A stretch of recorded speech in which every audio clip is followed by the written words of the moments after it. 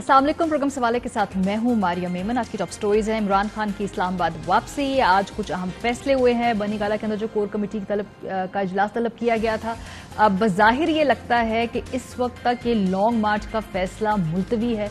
ये बात करेंगे असद उमर साहब, प्रोग्राम के पहले से हमारे साथ मौजूद होंगे। महंगाई की ब्रेक बिल्कुल फेल हो गई है और जो मौशी माहिरीन हैं वो कहते हैं कि अभी ये तो दो जो आपको डोजेज लगाई गई हैं, जो बूस्टर डोज है महंगाई की, वो अभी लगना बाकी है।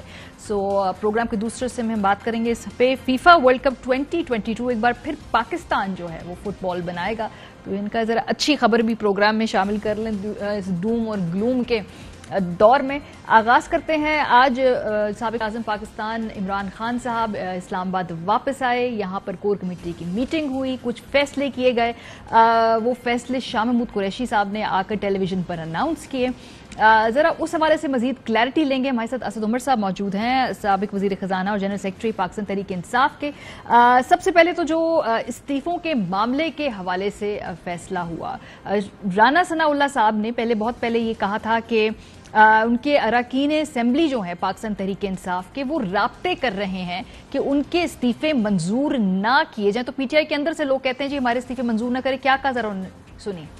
कुछ लोगों ने तो ऑन रिकॉर्ड है, उन्होंने on the floor of the house कहा कि जी हम इस्तीफे दे रहे हैं, तो उनकी तो तस्दीक की जरूरत नहीं है। बाकी लोग जो है वो गुमसुम है और वो स्पीकर से राब्ता कर रहे हैं कि जी खुदा का वास्ता है हम आएंगे नहीं, लेकिन हम इस्तीफा नहीं देना चाहते, हमारा इस्तीफा कबूल ना करें। तो फिर स्पीकर को मेरा ख्याल है कि फिर उसकी बात तस्लीम करनी चाहिए, उसका इस्तीफा कबूल नहीं करना चाहिए।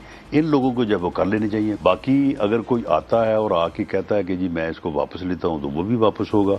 अगर कोई आगे ये कहता है कि मैं मुस्तफी होता हूं, तो वो फौरी तौर पर जो है उसका तो ये 6 लोग जो है। इस हवाले से आज जो फैसला हुआ है वो ये है कि कोई भी शख्स स्पीकर के सामने पाकिस्तान तहरीक इंसाफ का कोई भी मेंबर, कोई भी पार्लियामेंट का मेंबर पेश नहीं होगा। हम अपने इस्तीफे पेश कर चुके हैं। उस वक्त के प्रिजाइडिंग ऑफिसर जो स्पीकर थे कासिम सूरी साहब, वो उन्हें कबूल कर चुके हैं, उन्हें नोटिफाई कर चुके हैं। पार्टी ने फैसला किया है कि तहरीक इंसाफ का कोई एमएनए स्पीकर राजा परवेज अशरफ के सामने पेश नहीं होगा। असद उमर साहब, क्या अभी बात तय हो चुकी है कि बिल्कुल असेंबलियों से में वापसी का रास्ता पाकिस्तान तहरीक इंसाफ का कौमी असेंबली में इस वक्त मुकम्मल तौर पे बंद है? क्योंकि ये ऑफर की थी आपको हुकूमती इत्तेहाद ने कि असेंबली में आइए, एक कमेटी बना देते हैं, एक बातचीत कर दें। नहीं जी, वो दरअसल मुख्तलिफ आती जी। बिल्कुल, जहाँ तक तहरीक इंसाफ का ताल्लुक है, जैसे अभी शाह साहब का क्लिप सुना रही थी कि हम इस्तीफा दे चुके हैं, हमने जो करना था वो कर दिया है। कासिम सूरी उसको नोटिफाई भी कर चुके हैं, तो अब इसलिए मिलने के लिए जाएंगे हम स्पीकर साहब से, चाय पीने के तो नहीं जाने जाते। बाकी जहाँ तक ताल्लुक है, वो ये बात हुई थी कि ऑपोजिशन, और अभी तक ऑपोजिशन ही कहता हूँ क्योंकि किसी जमहूरी तरीके से तो ये हुकूमत बनी नहीं, तो ज़हन कबूल ही नहीं करता इनको हुकूमत। तो वो हुकूमत वालों ने ये कहा था कि अगर ये कुछ इलेक्शन की तारीख वगैरह के ऊपर भी मामला तय हो सकते हैं, तो फिर जो है वो इस्लाहात के लिए जो है आप लोग कुछ मेंबरान को जो है वो कमेटी में भेज दीजिए। तो हमने कहा कि जिस वक्त पहले इलेक्शन की तारीख का तो फैसला करें ना, उसके बाद बाकी बातें बाद में होंगी। तो वो नहीं था कि कोई कमेटी में अलग से हम ऐसे चले जाएं बगैर। वो ये भी कहते हैं साहब कि आपके कुछ 30 के करीब लोग राब्ते में हैं। वो कहते हैं कि हमारे इस्तीफे कबूल ना कीजिएगा, हम आएंगे नहीं क्योंकि पार्टी डायरेक्शन है, लेकिन हमारे इस्तीफे कबूल नहीं कीजिएगा। जी बिल्कुल कहते हैं, और जिस वक्त ये इस्तीफा देने की भी बारी थी ना, उस वक्त भी हमें यही कहा जाता था कि 30 से 40 मेंबर्स ऐसे हैं जो इस्तीफा नहीं देंगे। लेकिन आपने देखा कि 130 मेंबरान ने इस्तीफा दिया। उस वक्त जो 130 थे, तो तहरीक इंसाफ की, बल्कि ये कहना चाहिए इमरान खान की मकबूलियत में जो गैर मामूली इजाफा हुआ है, वो तो अभी शुरू नहीं हुआ था। तो उसके बाद जो गैर मामूली तरीके से जो इमरान खान की मकबूलियत बढ़ी है, शायद पाकिस्तान की तारीख में किसी लीडर की इतनी मकबूलियत नहीं हुई। तो इस वक्त ये सारे हल्के वाले लोग हैं, इन्होंने आगे इलेक्शन लड़ना है और इनको पता है कि चंद महीनों के अंदर इलेक्शन होना है, और उस इलेक्शन के लिए इस वक्त मेरे ख्याल में तो बहुत ज्यादा लोग नहीं होंगे जो खतरा मोल लेने को तैयार होंगे। सो इस वक्त स्ट्रैटेजी क्या है असद साहब, क्योंकि पार्लियामेंट में आप वापस नहीं जा रहे, ये कैटेगोरिकली आपने बता दिया। लॉन्ग मार्च फिलहाल उस हवाले से कोई टेंजिबल डेट भी सामने नहीं आई, तो क्या भी हम समझे कि स्लो पॉलिसी है लॉन्ग मार्च के हवाले से पाकिस्तान तहरीक इंसाफ की, कुछ वक्त के लिए मुलतवी कर दिया आप लोगों ने? नहीं, ये तो पहले ही बोल चुके थे ना चेयरमैन इमरान खान ने, ये पहले कह दिया था कि वो सुप्रीम कोर्ट के अंदर जो केसेस जो हैं वो पिटिशन जो लगी है और जिसकी ऊपर टेक्निकल वजूहात के ऊपर कुछ ऑपोजिशन हुई थी, उसकी अपील फाइल करनी है चैम्बर की, उसकी एक दफा डायरेक्शन क्लियर आ जाएगी तो उसकी बुनियाद के ऊपर आगे की हिकमत अमली का फैसला करेंगे। लेकिन आज की मीटिंग के अंदर ये भी डिसाइड हो रहा था कि ये कोई एक चीज नहीं है, ये एक तहरीक है, पाकिस्तान की हकीकी आजादी की तहरीक है और उसका लॉन्ग मार्च उसका एक हिस्सा है, बड़ा अहम हिस्सा है, लेकिन वो वाहिद चीज नहीं है। तो और भी बहुत सारे मुख्तलिफ चीजें जो की जा सकती हैं उनके ऊपर भी गौर किया गया और अगले चंद दिनों के अंदर आपको शायद वो एक्शन होते हुए भी नजर आएंगे। सही, जो मुख्तलिफ चीजें और है, क्या उनमें ये ऑप्शंस भी जेरे गौर है कि क्या पंजाब असेंबली के अंदर इस्तीफे भी दिए जा सकते हैं? क्योंकि कौमी असेंबली से तो आपने दे दिए, हुकूमत की ये इस वक्त पॉलिसी कि वो 5-5 करके इस्तीफे मंजूर करेगी, नाम भी उन्होंने कुछ शॉर्ट लिस्ट कर लिए हैं और उसके बाद उधर ज़िमनी इंतखाब करा देगी। बिल्कुल जी, वो तो नेशनल असेंबली है, कौमी असेंबली का है। पंजाब असेंबली के इस्तीफों की इस वक्त इसलिए बात नहीं हो रही है कि हमारे ख्याल में तो वहाँ पंजाब में हमारी हुकूमत बनने जा रही है और इस वक्त जो हुकूमत है वो गैर कानूनी हुकूमत है। एक जाली इलेक्शन के जरिए चीफ मिनिस्टर बनाए गए हैं, एक ऐसे तरीके से उनको ओथ दिलवाया गया है, हल्फ दिलवाया गया है जिसकी कानून में कोई गुंजाइश ही नहीं बनती। तो वो कोर्ट्स के अंदर भी मुकाबला हो रहा है और सियासी तौर पर भी मुकाबला हो रहा है। देखें इलेक्शन कमीशन ने भी जो किया है वो नोटिफिकेशन नहीं किया, बिल्कुल वाजे आइन के अंदर लिखा हुआ है तरीकेकार, लेकिन उसके बावजूद उन्होंने फॉलो नहीं किया। वो बिल्कुल इलेक्शन कमीशन तो अब एक पार्टी बन गया ना, तो उसको कोर्ट के अंदर भी चैलेंज किया जा रहा है। इसके अलावा ये 20 बाई इलेक्शन आने वाले हैं, वो 20 बाई इलेक्शन जैसी इस वक्त इमरान खान की हवा चली भी है, तो आप इंशाल्लाह देखेंगे उस 20 इलेक्शन के अंदर भी बड़ी कामयाबी नजर आएगी आपको तहरीक इंसाफ की। तो वहां तो हमारी हुकूमत बनने की जा रही है। सो अभी इसका मतलब ये है कि फिलहाल खान साहब तो के पास चूंकि राहदारी जमानत मौजूद है। आज राना सनाउल्लाह साहब ने एक बयान दिया, उन्होंने कहा कि अभी ये जो पुलिस आपको प्रोटेक्शन दे रही है, जब ये कुछ दिनों के बाद जब ये जमानत वाली चीज खत्म हो जाएगी तो फिर यही पुलिस जो है ये गिरफ्तार कर लेगी खान साहब को, ये उनकी हिफाजत पे मामूर जो। तो क्या इसका मतलब है कि फिर कुछ अरसे बाद हम देखें शायद खान साहब वापस पेशावर चले जाएं? मेरे ख्याल में राना सनाउल्लाह जो प्रैक्टिस कर रहे हैं ना जी, आजकल उनको पता ही हुकूमत तो ज्यादा देर चलनी नहीं है, तो ये वजीर वजारत दाखिला का कलमदान तो बहुत उनके पास देर रहना नहीं है, तो वो पंजाबी फिल्मों की स्क्रिप्ट राइटिंग की मुझे लगता है आजकल प्रैक्टिस करते हैं। तो वो रोज इसी किस्म का कोई बयान आ जाता है उनकी तरफ से। हमने बड़ा वो सुना बयान, हमने सोचा पता नहीं आज क्या बनी गाला के अंदर रॉयल सिक्योरिटी होगी कि वाकई जिससे नजर आएगा कि फॉर्मर प्राइम मिनिस्टर रहता है यहाँ पर, पाकिस्तान की सबसे बड़ी सियासी पार्टी का लीडर है, मुस्तकबिल करीब का वजीर आजम है, लेकिन वहां पे वही 7-8 पुलिस वाले नजर आए हमें जो पहले होते थे। मुझे तो कोई सिक्योरिटी आज नजर नहीं आई। कल बाबर अवान साहब ने इनफैक्ट वीडियो में कहा कि जी अगले जो 24 घंटे हैं उसमें खतरा है खान साहब की। ये किस किस्म का खतरा है? ये आपने नोटिफाई कर दिया है? ये तो यूट्यूब के अलावा वैसे आपने वैसे ऑफिशियली कन्वे कर दिया है हुकूमत को, बताया है कि किस किस्म का खतरा है? नहीं जी, ये तो बाबर अवान साहब बता सकते हैं कि उसकी क्या एग्जैक्ट नौयत थी, लेकिन ये तो हमें पता है कि ये हमारा कहना नहीं है। मैंने पहले भी मीडिया में भी बता चुका हूँ, मैं प्रेस कॉन्फ्रेंस भी इस पे कर चुका हूँ, टीवी प्रोग्राम्स में भी कहा है कि खुद हुकूमत की वजारत दाखिला का थ्रेट असेसमेंट सेल जो है, उस थ्रेट असेसमेंट सेल ने ये कहा है कि एक खान साहब को एक एलिवेटेड लेवल का यानी ऊंचे दर्जे का खतरा है, और इसलिए उन्होंने कहा था हिफाजती जो इकदाम हैं उनको भी बढ़ाने के लिए कहा था। साथ ये भी कह दिया था कि हम स्वाय गाड़ी देने का और कुछ नहीं करेंगे, खुद ही करे पार्टी। लेकिन ये तो खुद हुकूमत की अपनी असेसमेंट है। इसी तरीके से जब लॉन्ग मार्च हमारी होने वाली थी तो उससे 1 या 2 दिन पहले मेरे पास फिर वजारत दाखिला का एक मरासला आया था जिसके अंदर यही लिखा हुआ था कि बहुत ज्यादा खतरा है और IEDs का खतरा है और स्नाइपर्स खतरा है। तो ये तो हुकूमत खुद कह रही है कि इमरान खान को खतरा है। اس کا مطلب یہ ہے کہ یہ جو اپنے خطرہ ہے یہ حکومت نے خود آپ کو کنوے کیا ہے اور آپ اس حوالے سے یہ ساری بات چیت کریں. تو پھر اسد صاحب ان لانگر ٹرم جو اسٹریٹجی آپ نے کہا کہ کچھ ہم نے بنائی ہے وہ ہم وقت آنے پہ ریویل کریں گے, لیکن جو لانگ مارچ اتنی جلدی کرنے کا اور اسلام آباد تک پہنچنے کا جس میں حکومت نے آپ کو روکا بھی بھرپور طریقے سے, کیا ان ہائنڈ سائٹ کیا یہ ایک جسے میں ٹرمپ کارڈ کہتے ہیں یہ پہلے تو نہیں کھیل دیا پاکستان تحریک انصاف نے جو دباؤ بنا رہے تھے, کیونکہ اب لانگ مارچ فی الحال آپ کر نہیں سکتے کچھ عرصے تک کیونکہ کلیئرٹی بھی چاہیے ہے اور یہ سب کچھ, تو وہ اس کے کیا یہ ٹھیک اسٹریٹجی تھی ان ہائنڈ سائٹ؟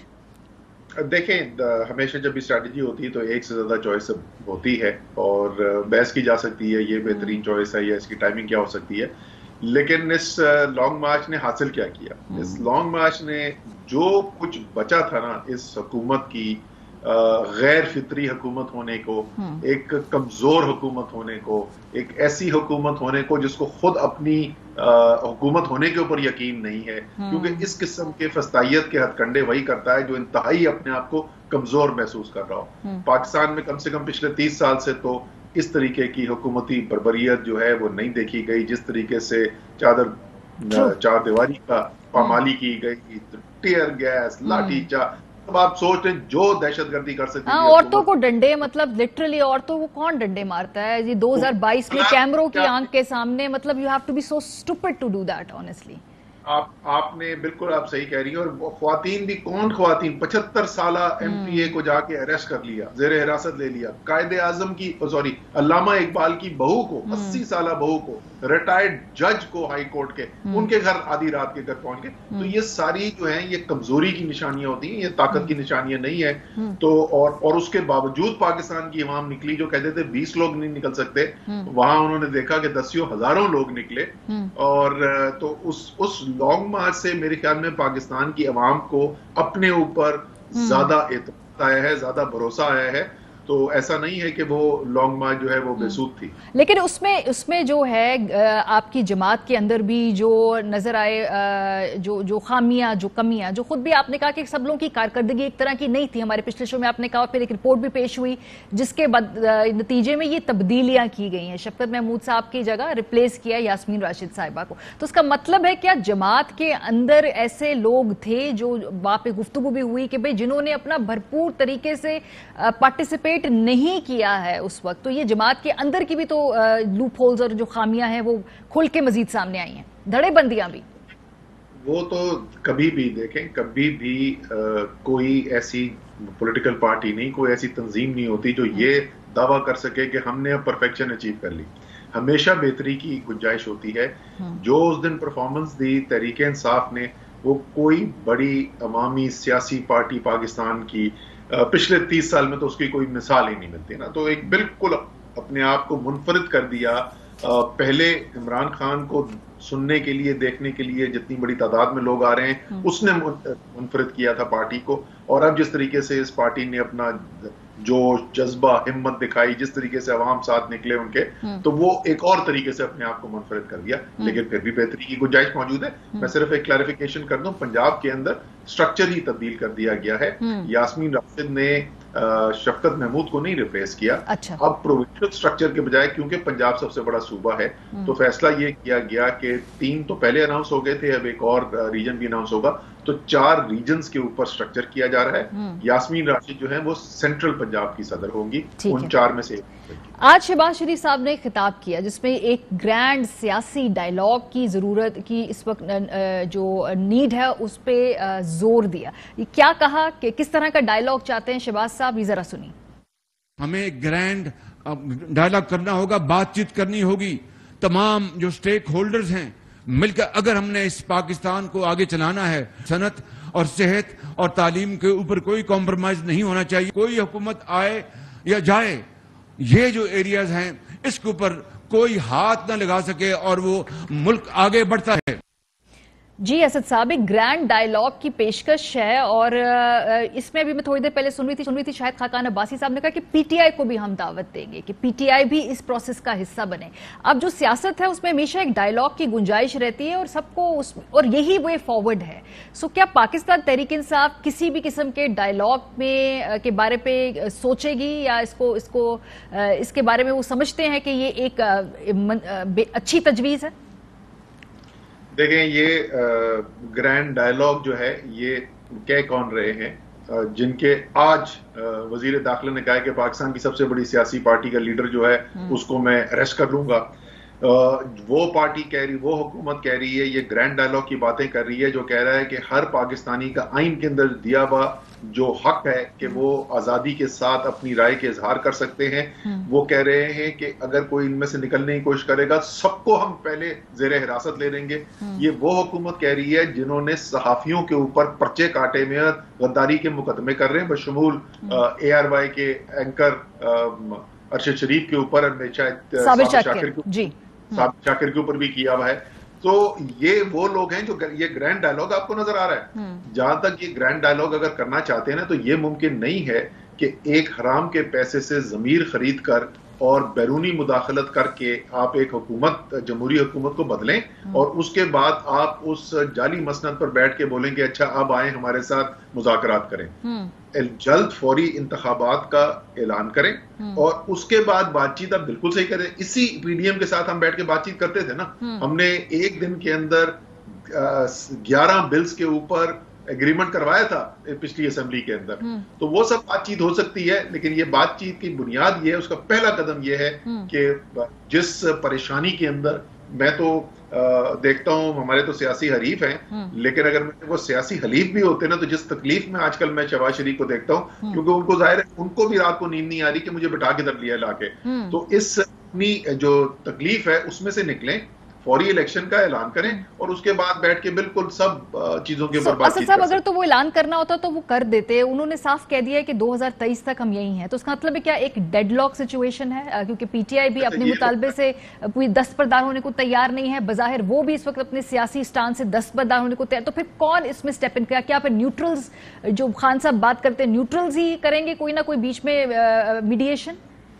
अच्छा, इस वक्त जो आपने कहा कि स्टैंड ऑफ दुरुस्त कह रहे हैं कि हम कह रहे हैं कि फौरी इंतखाबात होने चाहिए, वो कह रहे हैं 2023 तक हम यहाँ पे बैठे रहेंगे, तो जरा सा ये देख लें कि स्टेटस को का फायदा किसको हो रहा है, किस सियासी पार्टी को इसका फायदा हो रहा है। तहरीक इंसाफ की जो पॉपुलैरिटी है, मकबूलियत है, वो आसमान को छू रही है। कभी आज तक तहरीक इंसाफ इतनी पॉपुलर थी ही नहीं। मुस्लिम लीग नून की, खास तौर पर मुस्लिम लीग नून की सियासत गर्क हो रही है, हर फैसले के साथ उनकी सियासत डूबती चली जा रही है। तो अगर ये करना चाहते हैं जिद तो कर लें। सियासी तौर पे अगर आप मुझसे पूछेंगे तो जबरदस्त काम हो रहा है, ये 2 महीने और चलाते रहें ताकि ये फारिग नहीं हो, किस्सा ही खत्म हो एक ही दफा, हमारा जो सबसे बड़ा सियासी हरीफ है उसकी सियासत ही खत्म हो जाए हमेशा हमेशा के लिए। लेकिन ये मुल्क के लिए अच्छा नहीं है।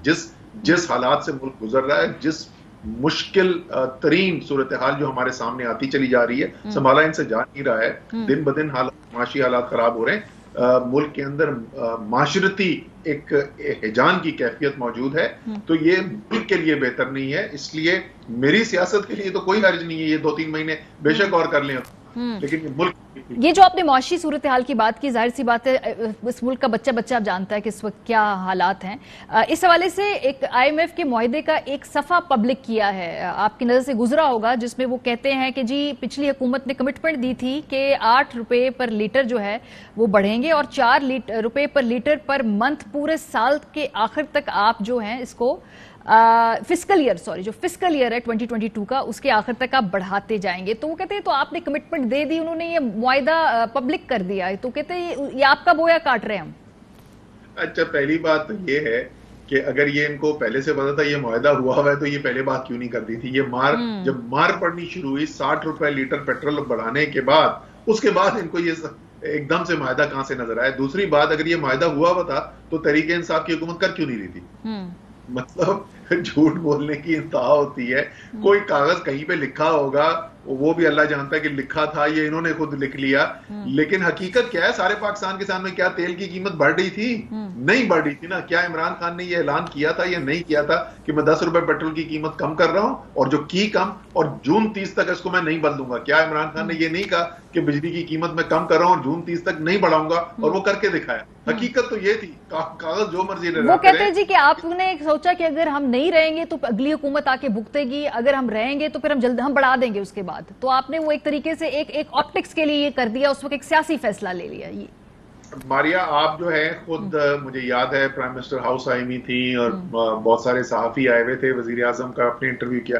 آپ کو لگ رہا تھا کہ وزیر اعظم, یہ ووٹ آف نو کانفیڈنس آنے کے بعد کی بات ہے, عدم اعتماد تحریک آنے کے بعد کی بات. اس وقت بھی آپ کو لگ رہا تھا کہ عمران خان یہ سمجھ رہے ہیں کہ ان کی حکومت جانے والی ہے. یہ تو فیصلہ اس وقت ہوا تھا جب عدم اعتماد کی تحریک بھی نہیں آئی تھی. اس وقت تو نہ مراسلہ آیا تھا نہ عدم اعتماد کی تحریک آئی تھی. تو عمران خان کے اپنے لیے ہی کوئی بارودی سرنگ بچا رہے تھے. سو ابھی اگلے بیسٹ سیگمنٹ کو سمیٹ رہی ہوں کہ اس اگلے 3 سے 4 ہفتے کی کیا اسٹریٹجی پاکستان تحریک انصاف کی, بیکاز آبویسلی ابھی سڑکوں پہ فی الحال فورن نہیں آ رہے, اسمبلی کے اندر آپ موجود نہیں. مشترکہ اجلاس بائی دا وے بلانے لگی ہے گورنمنٹ, اور وہ جو نیب کی طرح میم تھی جو صدر صاحب نے ان کو اپروو نہیں کیا وہ بھی پاس کرا لے گی. تو پارلیمنٹ کے اندر تو بالکل آپ لوگوں نے ایک طریقے سے ان کو واک اوور دیا ہوا ہے کہ بھئی وہ وہاں پر جو لیجسلیشن کرنی ہے 1 دن میں کرنی ہے, 2 دن میں کرنی ہے, وہ اس کو پہیے لگا کے کر لیں. اگر صدر صاحب ان کو روک بھی لیتے ہیں تو پھر وہ مشترکہ اجلاس بلا کے اس آئینی جو شک کا فائدہ اٹھا کے وہ بھی پاس کروا لے. تو بالکل فری پاس ہے نا پھر ان کے لیے وفاق. سارا پاکستان یہ دیکھ رہا ہے, اور سارا پاکستان دیکھ رہا ہے کہ کس قسم کے لوگ پاکستان کے اوپر مسلط کیے گئے ہیں, جو اتنی بے شرمی کے ساتھ اپنے کرپشن کے کیسز ختم کرانے کے لیے قانون سازی کر اور یہ سمجھ رہے ہیں کہ ہمیشہ کے لیے یہ رستہ بند کر رہے ہیں. لیکن ان کو پتا ہونا چاہیے کہ 2/3 اکثریت کے ساتھ آپ قانون بدل بھی سکتے ہیں. اگلا الیکشن عمران خان کا الیکشن ہے, اگلا الیکشن جو ہے انشاءاللہ تعالیٰ 2/3 اکثریت کا الیکشن ہے. اگلا الیکشن پاکستان کے عوام کا الیکشن ہے. یہ پیسہ تحریک انصاف کا نہیں ہے, یہ پیسہ عمران خان کا نہیں ہے, یہ پاکستان کے عوام کا پیسہ ہے. انشاءاللہ تعالیٰ پاکستان کے عوام ان سے پیسہ اپنا واپس لیں گے. سر آپ کہہ رہے ہیں کہ 2/3 اکثریت تحریک انصاف کو آپ لوگ ایکسپیکٹ کر رہے ہیں, کچھ ایسے ہی مریم بی بی کہہ رہی ہیں کہ ہمیں 2/3 اکثریت دلائیں تاکہ ہم بھی اگلی دفعہ یہ فکس کریں سارے وقت. تو یہ 2/3 اکثریت ویسے پاکستان میں آج کل کیا معروضی طور پہ جو اگر آپ کانسٹیٹیوشن پالیٹکس دیکھیں یہ پاسبل ہے کہ ایک جماعت جو ہے وہ 2/3 اکثریت حاصل کر سکے؟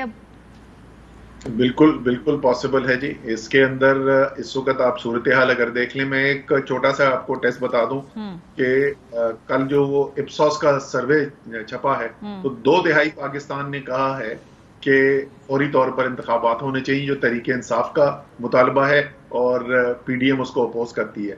اور 2/3 سیٹیں لینے کے لیے ماریا آپ کو 2/3 ووٹ لینے کی ضرورت نہیں ہوتی. اگر آپ 33, 34, 35% ووٹ لینا تو آپ حکومت بنا لیتے ہیں. اگر آپ کے کوئی 45% کے قریب ووٹ پڑے تو آپ 2/3 اکثریت لے سکتے ہیں. تو اس وقت تو لگتا ہے عمران خان کا گراف جو ہے اس 45% سے بھی اوپر گیا ہوا ہے. چلے بہت شکریہ. اسد عمر صاحب ہمارے ساتھ موجود ہے, بظاہر پر اعتماد نظر آ رہے ہیں. وہ کہہ رہے ہیں کہ جی 2/3 اکثریت کی طرح جو ہے پاکستان تحریک انصاف وہ ایکسپیکٹ کر رہی ہے. بہرحال اسمبلیوں میں پاکستان تحریک انصاف واپس نہیں لوٹے گی. پنجاب کے اندر وہ کہتے ہیں کہ حکومت ہم اپنی وہاں پہ ریکلیم کریں گے.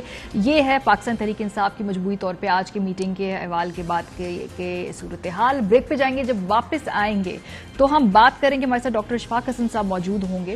اکانومی میں بار بار پچھلے کچھ عرصے سے ہم سن رہے ہیں لفظ دیوالیہ, کیا ہے اصل حقیقت؟ بریک کے بعد ان سے پوچھیں گے. آپ لوگ ہمارے ساتھ رہیں. Welcome back. ملک میں اس وقت جو معیشت کا حال ہے اس سے بچہ واقف ہے, لیکن ایک ٹرم جو ہم بار بار سن رہے ہیں اپنی سیاسی قیادت کے منہ سے وہ لفظ ہے دیوالیہ.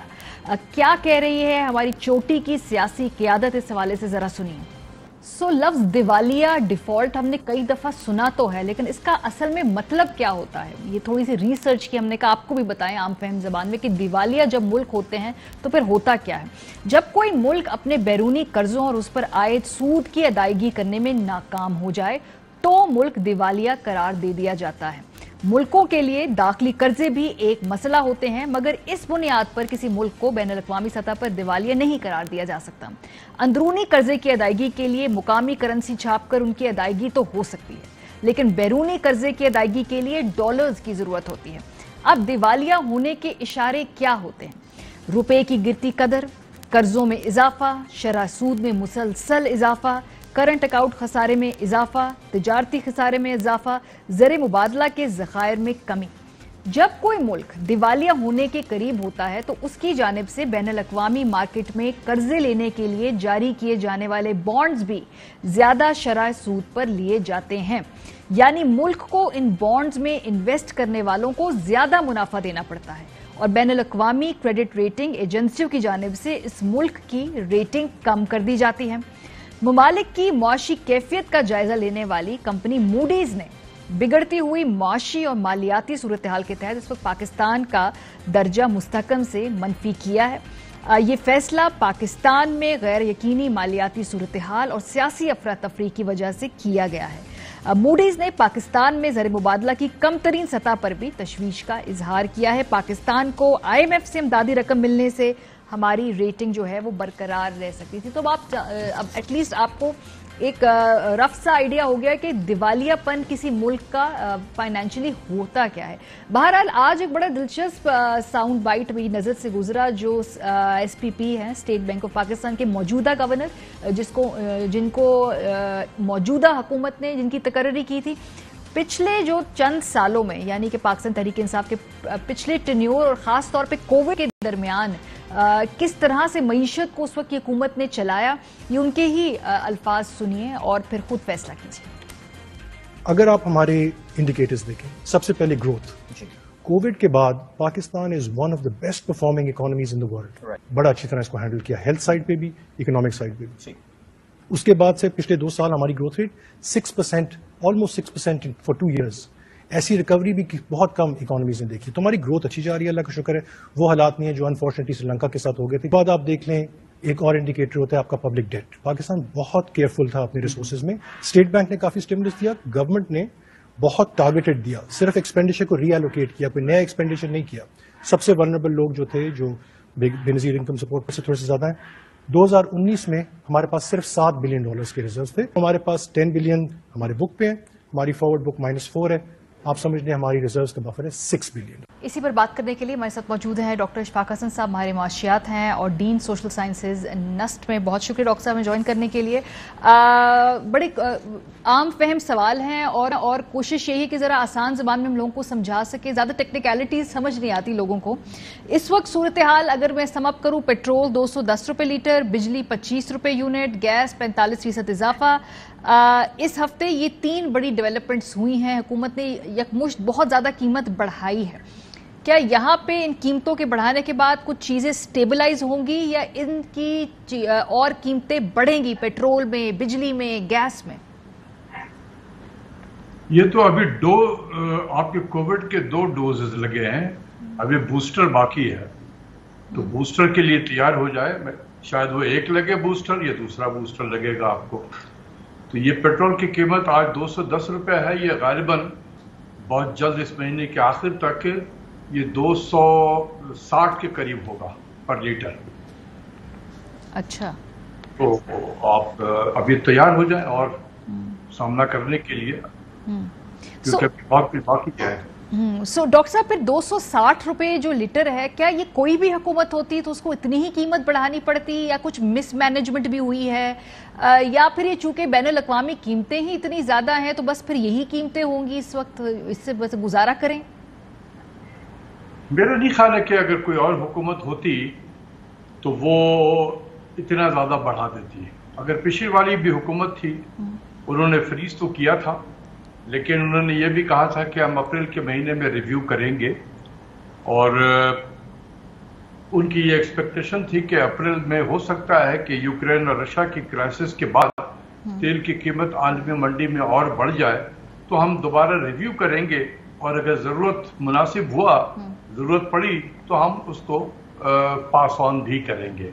لیکن کوئی سوچ نہیں سکتا ہے، میرا نہیں خیال ہے کہ جس پاکستانی کہ دل، اس کے اندر دل ہو، اگر دل ہے اس کے اندر میں اور اس ملک سے محبت ہے، وہی کام ہرگز نہیں کرے گا۔ میں بہت بڑی بات کر رہا ہوں اور بہت سوچ سمجھ کے کر رہا ہوں کہ اگر किसी को इस मुल्क से मोहब्बत है, अवाम से मोहब्बत है, तो इतना ब्रूटल तरीके से चीजों को नहीं वो हैंडल करता जितना किया। ऑल्टरनेट क्या है डॉक्टर साहब? IMF से हमने कमिटमेंट की हुई है, उन्होंने कहा है कि आपने कीमतें बढ़ानी है, रूस यूक्रेन की वॉर रुकने का नाम नहीं ले रही है, एक नई हुकूमत आई है, वो ये अनपॉपुलर फैसले बिल्कुल नहीं करना चाहेगी, बल्कि उन्होंने डिले किया इस बात को।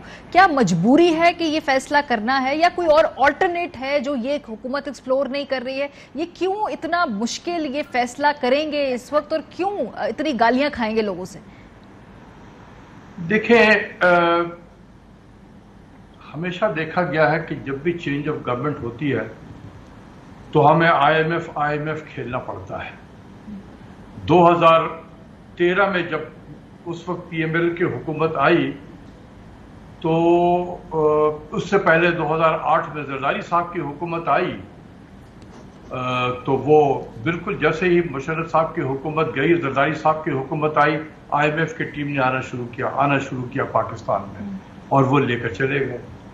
उसके बाद 2013 जब हुआ, जब दार साहब आए, उस वक्त मेरे नज़दीक कोई ज़रूरत नहीं थी हमें IMF पे जाने की। कोई $2.5 बिलियन का करंट अकाउंट डेफिसिट था सिर्फ हमारा, सिर्फ $2.5 बिलियन। अभी तो $20 बिलियन की हम बात कर रहे हैं, वो $2.5 बिलियन था, जरूरत नहीं थी। लेकिन चेंज ऑफ गवर्नमेंट जाना पड़ा, वो लेकर जाते हैं घसीट कर। हमारे लोग भी बिल्कुल तैयार होते हैं जाने के लिए, वो चले गए वो भी। उसके बाद इमरान खान साहब की हुकूमत आई। आपने देखा होगा कि उन्होंने अपनी तकरीर में कई मरतबा कहा कि मैं खुदकशी कर लूंगा लेकिन जाऊंगा नहीं IMF में। लेकिन जैसे 2018 में उनकी हुकूमत आई और उनको खींचना शुरू किया गया जबरदस्ती, कुछ कैबिनेट में लोगों की प्लेसमेंट की गई स्ट्रेटेजिक जगहों पे, और कुछ उन पे प्रेशर डालना शुरू किया, वो ना करते हुए भी चले गए। अब उन्हें इसका एहसास पूरा था कि जाकर हमने कितनी बड़ी गलती की है। वो बिल्कुल तैयार नहीं थे। अब अगला जो 22 सितंबर 22 यानी कि सितंबर के महीने में ये मौजूदा IMF प्रोग्राम का टेन्योर खत्म हो रहा है, उन्होंने बिल्कुल नहीं करना था। तो ये कैसे हो सकता कि भाई आप नहीं जाएंगे IMF में? अगर आप नहीं जाने के इरादे रखते हैं तो आपको हम उठाकर फेंक देंगे। फेंका गया। अब जो हुकूमत आई है, अभी सितंबर तक इतने ज्यादा हालात को खराब कर देंगे, अभी नोट कर लें मेरे अल्फाज, इतने ज्यादा और हालात खराब करेंगे कि उस वक्त होगा कि अब तो हमारे पास कोई चारा नहीं है IMF के जाने के बगैर। अच्छा। फिर हम IMF में जाएंगे और 2025 तक के लिए जाएंगे। ये आज लिख लें, और जब जाए 2000 बातचीत शुरू हो जाए सितंबर के महीने में, तो फिर आप ये मेरे इस अल्फाज को दोबारा रिपीट कीजिएगा अपने प्रोग्राम। सो अभी हमने बहुत सारी शर्तें IMF की मान ली हैं डॉक्टर साहब, जिसमें कीमतें हमने बहुत ज्यादा बढ़ाई हैं, यकमुश्त खराब करने के लिए किया गया है ना ये सारी। तो अब कुछ स्टेबिलिटी आएगी, कुछ ब्रीदर्स, कोई स्पेस बनेगी, फिस्कल स्पेस बनेगी मौजूदा हुकूमत के लिए, क्योंकि वो जो प्रेशर है वो खत्म हो जाएगा ना, तो वो फिस्कल स्पेस तो बनेगी ना। इतना ज्यादा कीमतें बढ़ाई हैं, कोई भी सियासी हुकूमत नहीं बढ़ाना चाहती है। नहीं, IMF में रहते हुए आप कोई ब्रीदिंग स्पेस और कुछ मईशत में बेहतरी और हालात में बेहतरी, ये कभी तस्वर ही ना करें। अपनी डिक्शनरी से इसको खारिज कर दें, इस किस्म के अल्फाज, क्योंकि जो मुल्क IMF में जाता है वो बर्बाद हो जाता है। हमारे सामने दुनिया में बहुत सारे ममालिक मौजूद हैं जो 50 साल हो गया IMF के प्रोग्राम में है, अब निकल ही नहीं सकते। हमें भी 34 साल हो गया है, और तीसरे 3 साल के लिए मजीद ये तैयारी हो रही है, तो 37 साल हो जाएगा जब हम होंगे। उसके बाद भी एक होगा। ये भी आपको बता दूं कि अब हम निकल नहीं सकते हैं, और जो हुकूमत निकलने की कोशिश करेगी, हो सकता है कि रजीम चेंज हो जाए फिर वहां पर। डॉक्टर साहब, एक माशी जिसे कहते हैं ना इमरजेंसी, इसका जिक्र किया शहबाज शरीफ साहब ने। उन्होंने कहा जी कि हम ये लगाने लगे हैं, फिर कट ऑफ किए कुछ चीजें, पेट्रोल के कोटास कम किए हैं सरकारी अफसरान के, वुजरा के, मेंबर कौमी असेंबली के। Is this enough? ये ऐसा ही है, बस ये आवाम के लिए होता है, सियासत के लिए होता है। मैं तो अपील करूंगा कि आप सियासी दौरा ना करें हमारे वजीर आजम, बिल्कुल अब ना करें। और ये 30-40 लोगों का कॉन्वॉय लेकर जो जाते हैं, बहुत डॉलर खर्च होता है, इसी को बचा लें, बहुत बड़ी बात होगी। वो सिर्फ ये ऐलान कर दें कि चूंकि मुल्क में माशी इमरजेंसी है, इसलिए अब कोई ना वजीर बाहर जाएगा ना मैं कोई बाहर का दौरा करूंगा, बस बिजली काफी है। बाकी चीजें ये आप करेंगे ना, सरकारी मुलाजिमीन के फला, देखें सरकारी मुलाजिमीन ही काम करते हैं। अभी तो ये भी हो रहा है कि अगले बजट में सरकारी मुलाजिमीन की जिनकी तनख्वाहें 1 लाख से ऊपर हैं उनके टैक्स रेट भी बढ़ाएंगे। तो एक तरफ टैक्स रेट भी बढ़ाएंगे, उनका जो इनकम है उसको कम करेंगे, और फिर ऊपर से आप पेट्रोल के उसके जो सहूलत उनको दी हुई है उसको भी ले लेंगे। तो सरकारी मुलाजिम क्या काम तो करेंगे? फिर डॉक्टर साहब क्या करें? बिकॉज जहां पे भी जो ये रेंट सीकिंग सेक्टर्स हैं, अभी भी आप देख रहे होंगे हर तरफ उन्होंने शोर मचा दिया है कि इंडस्ट्री डूबने लगी, हमारी मदद करें, हम तो अपने पैरों पे खड़े नहीं होंगे, हमें बंद करनी पड़ जाएंगी। ये हर वक्त जब हुकूमत कमर कसना शुरू करती है तो ये लोग अपने जो है उसमें से इंसेंटिव्स लेने के लिए इस तरह दबाव डालते हैं। कोई हुकूमत इनके सामने खड़ी नहीं हो पाती है, अपेरेंटली फिर सब घुटने टेक देते हैं इवेंचुअली। मेरे ख्याल में देखें, टेक्सटाइल को तो हम जानबूझ के उसी प्लान के तहत हम खराब कर रहे हैं उनको। टेक्सटाइल ने बहुत बेहतर अंदाज में उन्होंने अपना काम शुरू कर दिया था। खुद मेरे साथ एक प्रोग्राम में एप्टोमा के जो all Pakistan textile mill association है उनके चेयरमैन मेरे साथ प्रोग्राम में थे, और उन्होंने ये कहा कि 70 साल में कभी हमें टेक्सटाइल वालों को इतनी बेनिफिट नहीं हुई है जितना ही पिछले 3 सालों में हुई है। ये मेरे ख्याल में उन्होंने जुर्म कमिट कर दिया ये लफ्ज कहकर। और इस साल हो सकता है कि टेक्सटाइल की जो एक्सपोर्ट है 20 बिलियन डॉलर पे पहुंच जाए। ये 12-13 बिलियन डॉलर हुआ करता था, 20 बिलियन डॉलर सिर्फ टेक्सटाइल, और अगले साल उनका टारगेट था कि हम 26 बिलियन डॉलर पे लेकर जाएंगे। इसी को तो नजर लगा दी गई। उनको सबसे पहले मारा जाएगा टेक्सटाइल वालों को, अब देखिएगा। डॉक्टर साहब ये तो एक और कैसे हुई ये लफ्ज कहने की जरूरत, कैसे हुई ये लफ्ज कहने की तुम्हें? एक और तजवीज आई है और अब इस पे बात की जा रही है। फॉर एग्जांपल ख्वाजा आसिफ साहब ने बात कही कि भाई जो दुकानें हैं वो दोपहर 1 बजे खुलती हैं, रात 1 बजे बंद होती हैं, सो इससे बेहतर है कि टाइमिंग दुरुस्त कर ली जाए। इसी तरीके से खुर्रम दस्तगीर साहब ने कहा जो इस वक्त लोड शेडिंग है वो कम करने की कोशिश कर सकते हैं, वो खत्म नहीं कर सकते। सो क्या ये इस तरीके से एनर्जी कंजर्वेशन की जो तजावीज हैं क्या ये मौसर होती हैं? नहीं, करना तो चाहिए। मैं तो इसीलिए तो कह रहा हूं कि आपने 6 दिन जो सरकारी दफ्तर खोल दिया है, ये जुल्म किया है इस मुल्क के साथ में। रिवर्ट बैक टू 5 डेज, और विद इन 5 डेज 1 दिन वर्क फ्रॉम होम करें, बचाएं। 1 दिन में 34 मिलियन लीटर आपका पेट्रोल जलता है और 30 मिलियन लीटर जो है वो डीजल का इस्तेमाल होता है। बचाएं इसको। 1-1 रुपया बचाने की जरूरत है इस वक्त, 1-1 डॉलर बचाने की जरूरत है। अपने जो लोग सफर करते हैं अभी समर वेकेशन में निकलेंगे, 150 मिलियन डॉलर ऑन एवरेज हमारा महीने का ये डॉलर जा रहा है इस मुल्क से इस सफर में। आप मेक द सफर एक्सपेंसिव कि लोग 10 मरतबा सोचे ये प्लेजर ट्रिप के लिए निकलेंगे, डॉलर पाकिस्तान का जा रहा है, इसको रोके।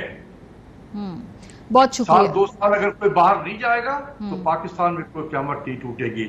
मीटिंग करनी है, आजकल ऑनलाइन मीटिंग तो हो रही है, मैं आपके सामने ऑनलाइन ही इंटरव्यू दे रहा हूं, तो ऑनलाइन बात मीटिंग भी होती है। आप ऑनलाइन मीटिंग करें, कोई जरूरी नहीं है कि आप जाएं प्लेजर ट्रिप के लिए और वहां जाकर मीटिंग करें। आप बिल्कुल ना, आप जिसको जाना है आप उसकी लाइफ को थोड़ा डिफिकल्ट बनाएं, एक्सपेंसिव बना दें। जो डिटरमिन्ड आदमी है, ठीक है, 3 गुना टिकट कर दें उसको, 200% के करीब आप सेंट्रल एक्साइज ड्यूटी उसके टिकट पर लगाएं। कहने का मतलब है डिस्करेज करें और डॉलर बचाएं। इसीलिए मैं कहता हूँ प्राइम मिनिस्टर साहब, आप भी अपने सफर जो विजिट है, बहुत ज्यादा विजिट कर लिया है इस चंद महीनों में, 2 महीनों से कम मुद्दत में बहुत विजिट हो गया। रोके इसको,